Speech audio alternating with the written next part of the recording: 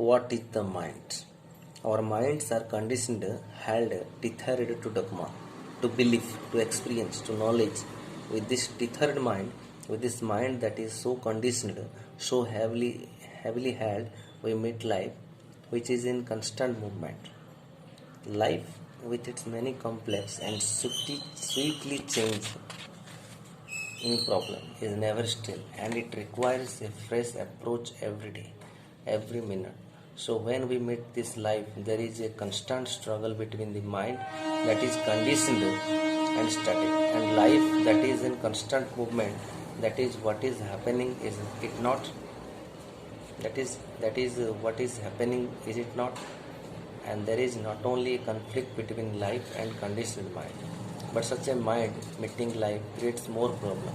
We acquire superficial knowledge, new ways of conquering nature, science, but the mind that has acquired knowledge still remains in the conditioned state, bound to a particular form of belief. So our problem is not how to meet life, but how can the mind, with all its conditioning, with its dogmas, beliefs, free itself.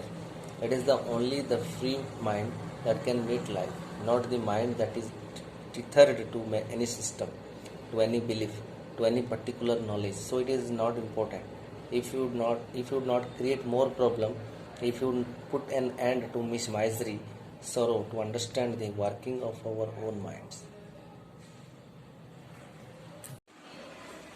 What is the self? What is the self?